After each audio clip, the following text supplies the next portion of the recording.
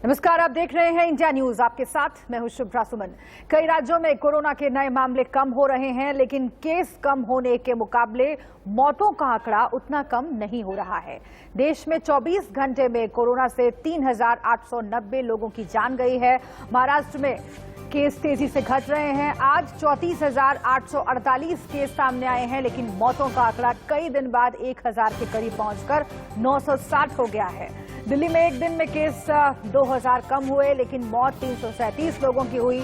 UP में 281 लोगों की जान गई है। कर्नाटक में आज 341 मौतें हुई हैं। तमिलनाडु में 303 लोगों ने दम तोड़ा है। उत्तराखंड में 197 लोगों की मौत हुई है। वहीं पश्चिम बंगाल की बात करें, वहां पहली बार 144 लोगों की जान चली गई है। मुंबई में 62 और पुणे में 72 लोगों ने जान गंवाई है। गोवा में 58 मौतें हुई हैं और गुजरात में कोरोना से 95 लोगों की जान गई है। ये 24 घंटे का आंकड़ा आपको बता रहे हैं।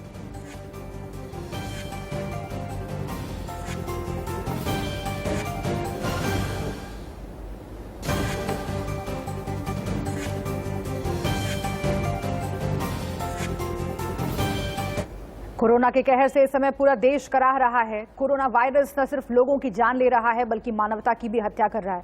लोगों के दिल दिमाग में कोरोना का खौफ इस तरह घर कर गया है कि संदिग्ध परिस्थितियों में मौत होने पर परिवार वाले, रिश्तेदार और पड़ोसी मुंह मोड़ रहे हैं। इतना ही नहीं, लोग कंधा देने तक को तैयार नहीं है, कतरा रहे हैं। गोवा के पणजी में ऐसा ही नजारा देखने को मिला है। शमशान घाट तक शवों को अस्पतालों की एम्बुलेंस पहुंचा रही है और उनका दाह संस्कार वहां पर मौजूद लोग ही कर रहे हैं। एक और तस्वीर आपके सामने है यूपी के जालौन से, जहां परिवार वालों ने अपनों से मुंह मोड़ लिया। करीब 100 से ज्यादा अस्थि कलश यहां पर रखे हुए हैं और विसर्जन का इंतजार है, लेकिन इनके अपने इन्हें लेने नहीं आए।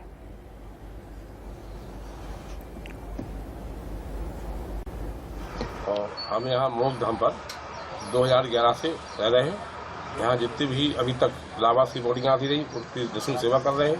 3 करने से और निःशुल्क दे रहे हैं और बॉडी दिलवा रहे हैं। अब वर्तमान समय में कोरोना काल में इस समय जो बॉडियाँ आ रही हैं, जो परिवारजन लेने भी नहीं आ रहे हैं, उनकी अस्थियाँ यहाँ रहती हैं। उनको हम कहीं गड्ढों में या नदी किनारे जो है दफनवा देते हैं और उनकी भस्म जो रात पड़ी रहती है, वो नगापल का हमारा सहयोग करती है। अपने डंपर को कर्मचारी भेज देते हैं, तो जिससे जहाँ जगह पड़ती है वहाँ गड्ढों में उसको दफनवा देते हैं। उधर बिहार और उत्तर प्रदेश की नदियों में लाशों का मिलना लगातार जारी है। बिहार के बक्सर के चौसा प्रखंड के शमशान घाट पर 71 लाशें गंगा में बहती हुई मिली थी, जिसके बाद से ही कई सवाल खड़े हो रहे हैं। आखिर इन बहती हुई लाशों का सच क्या है? दोनों राज्य एक दूसरे पर जिम्मेदारी डालने का काम कर रहे हैं, कोशिश कर रहे हैं, लेकिन असलियत छुपी हुई है। वहीं गाजीपुर में भी गंगा तट पर शवों के मिलने का सिलसिला जारी है। गाजीपुर में गंगा में 15 शव और तैरते हुए मिले। गाजीपुर प्रशासन ने गंगा में शव बहने पर रोक लगा दी है, लेकिन फिर भी शव लोग बहा रहे हैं और उसी की वानगी है कि इस तरह की तस्वीरें बार बार सामने आ रही है। में एक उत्तर प्रदेश राज्य है जो कि वहाँ पर प्रवाहित होता है, केवल जलाया बहुत कम जाता है। इसलिए वहाँ पे जितने भी आज के डेट में जो महामारी चल रही है, इस तरह से मृत्यु हो रहा है। कितने गरीब परिवार हैं, कितने लोग डर के मारे प्रवाह कर देते हैं, जलाते नहीं हैं कि कीटाणु इधर उधर फैलेगा, छूते नहीं अपने परिजनों को। तो हमको लगता है कि यूपी की तरह से लोग लाश को मैंने कि प्रवाहित किए होंगे, तो हो सकता है क्या करके चौसा घाट पे लगा हो। एक तरफ गाजीपुर प्रशासन ने गंगा में शव ना फेंकने के लिए अभियान चलाया। पूरा प्रशासनिक अमला गंगा में शव ना बहाने के लिए लगा हुआ है। पुलिस नदी और उसके घाटों पर पेट्रोलिंग कर रही है, लेकिन गंगा में शव लगातार बहते हुए दिख रहे हैं। पुलिस गश्त कर रही है, लेकिन शव बिखरे हुए आपके सामने दिखाई दे रहे हैं। कुछ गंगा में बहकर आ रहे हैं।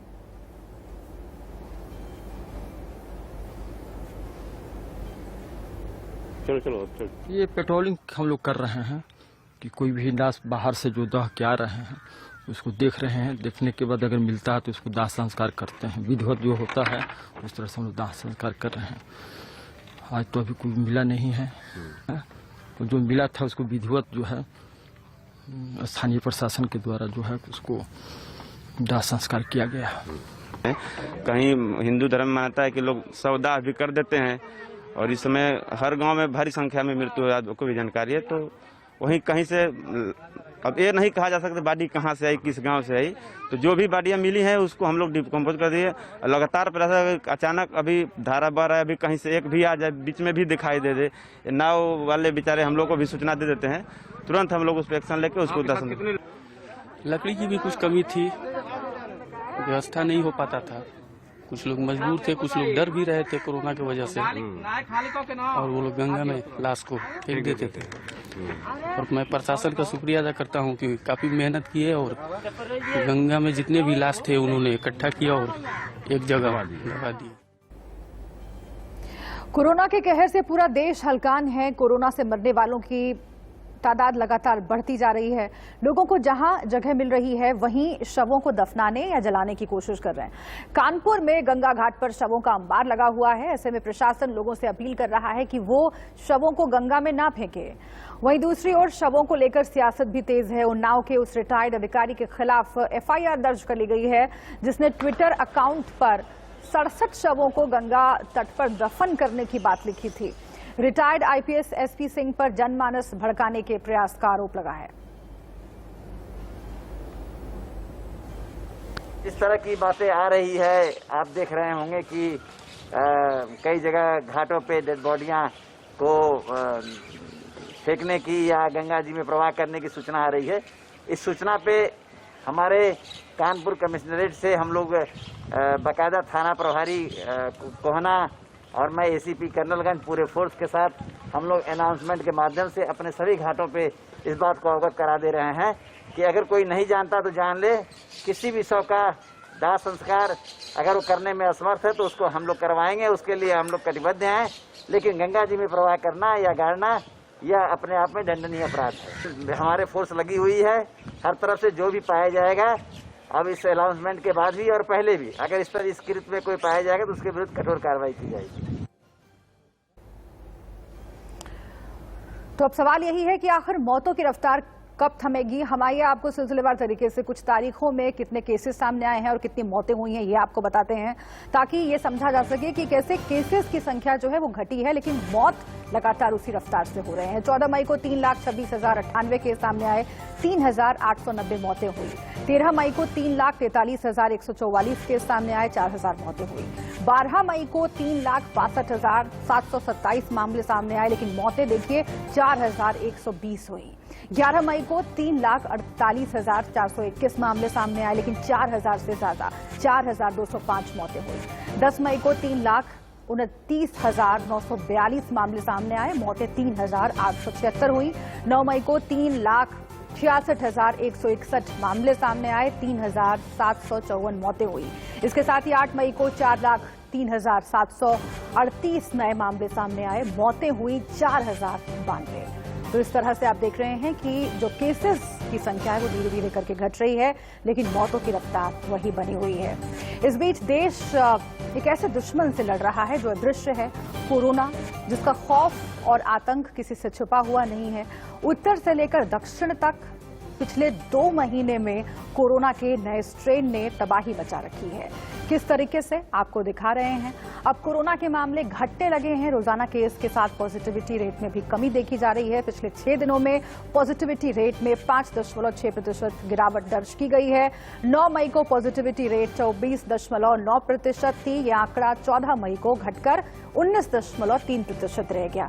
पिछले 24 घंटे में देश में 3.26 लाख संक्रमित मिले हैं। दिल्ली में शनिवार को 6,430 कोरोना पॉजिटिव पाए गए। उत्तर प्रदेश में शुक्रवार को 15,647 लोग कोरोना पॉजिटिव पाए गए। महाराष्ट्र की बात करें, वहां शुक्रवार को 39,923 लोग कोरोना संक्रमित पाए गए। तो ये आंकड़ा हम आपको दिखा रहे हैं। कुछ राज्य ऐसे हैं जहां पर पॉजिटिविटी रेट पहले से कम हुई है, लेकिन जिन राज्यों में चुनाव हुए, जिन राज्यों में लगातार रैलियां हुई, वहां पर नए सिरे से कोरोना के मामले सामने आते हुए दिख रहे हैं। खासतौर पर पश्चिम बंगाल पर सबकी निगाहें हैं, जहां पर कोरोना के केसेस लगातार बढ़ते चले जा रहे हैं।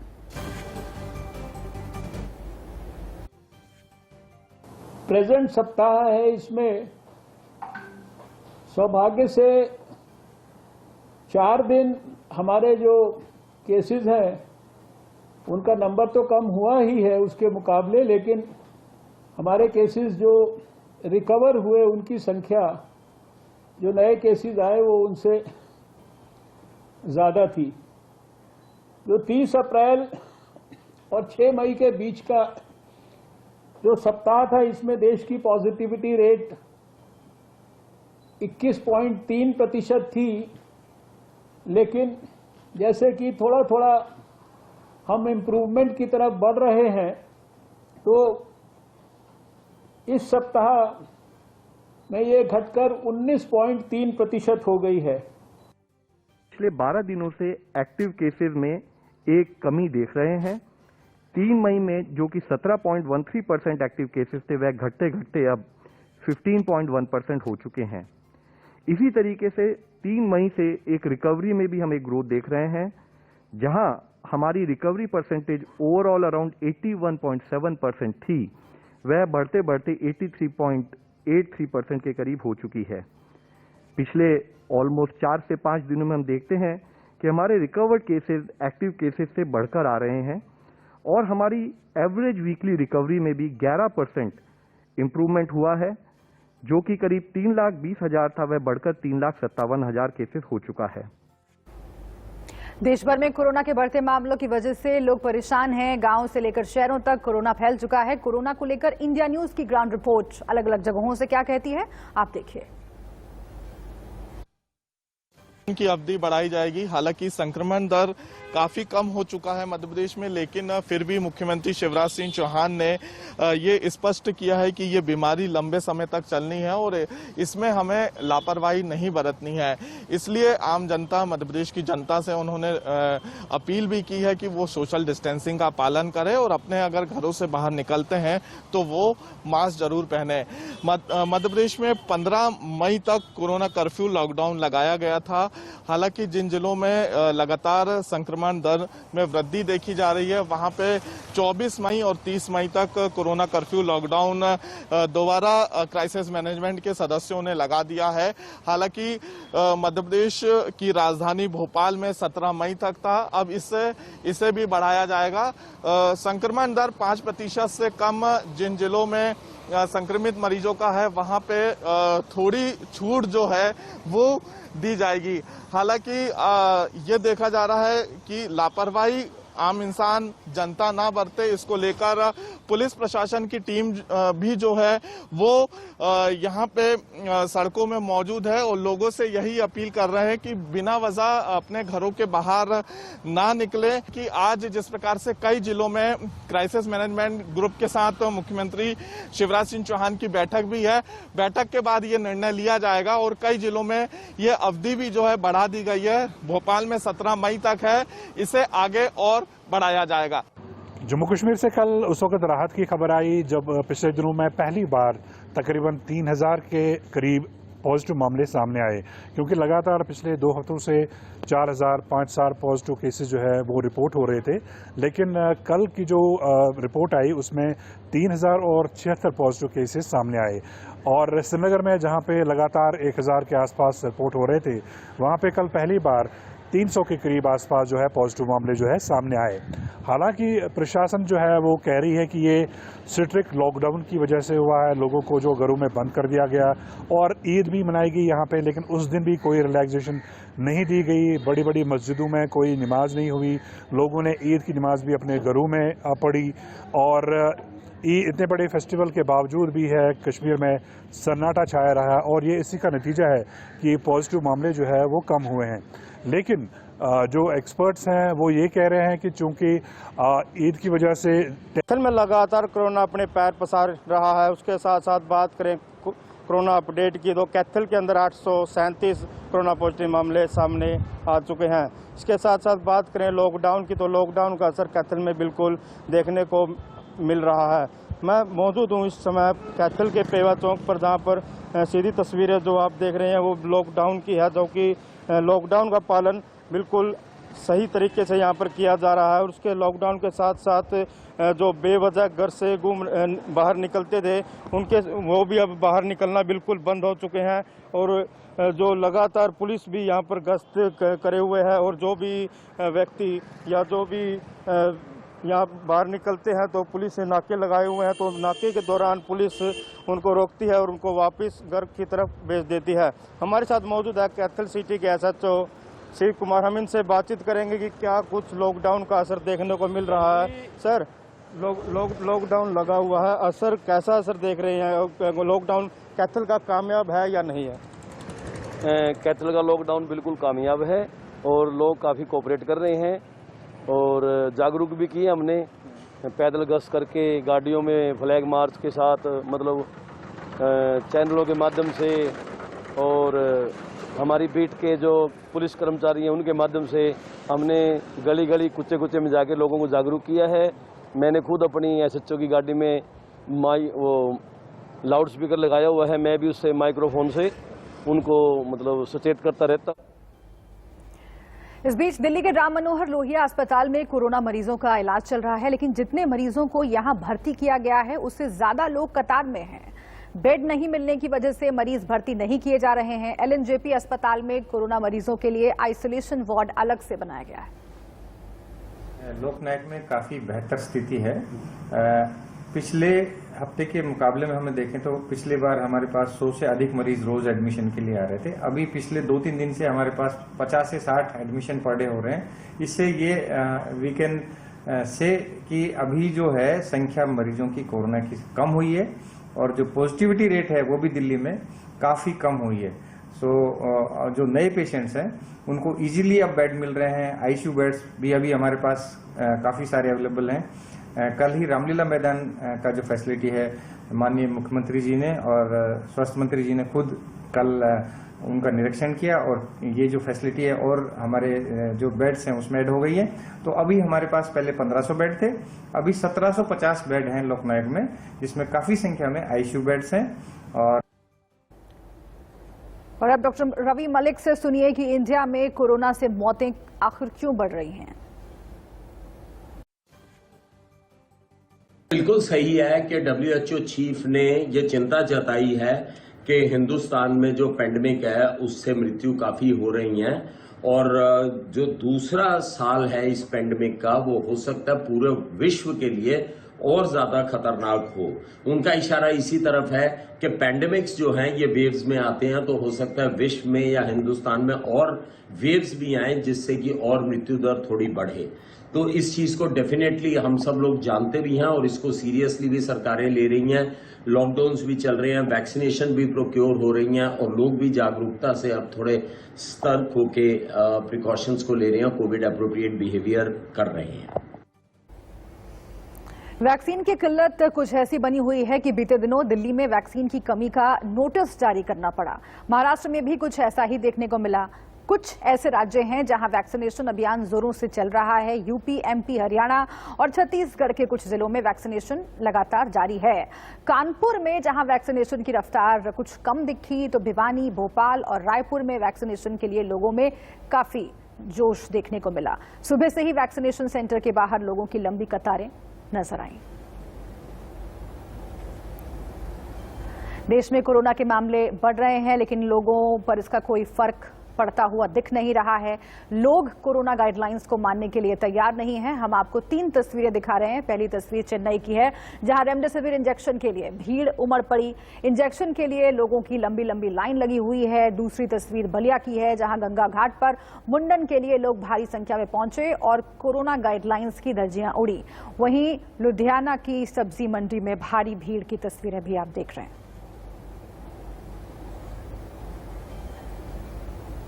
देश में एक तरफ जान के लाले पड़े हुए हैं, लेकिन वहीं दूसरी ओर शराब की दुकानों पर लगातार भीड़ है। लोगों को फर्क नहीं पड़ रहा है कि इस जानलेवा बीमारी से कैसे निपटना है। शराब की दुकानों पर लंबी लंबी लाइन लगी हुई है। सोशल डिस्टेंसिंग का पालन नहीं किया जा रहा है। सबसे जरूरी लोगों को शराब खरीदना लग रहा है, चाहे जान पर ही खेलना क्यों न पड़े। पश्चिम बंगाल में रविवार से लॉकडाउन है और लोग अपना स्टॉक पूरा करने की फिराक में हैं।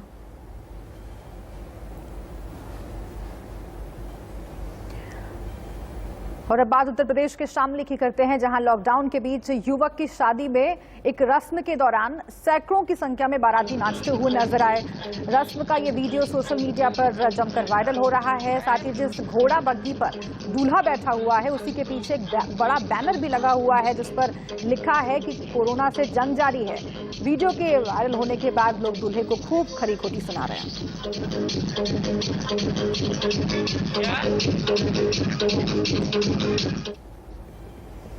और इसी के साथ यहां पर वक्त एक छोटे से ब्रेक का है, आप बने रहिए हमारे साथ।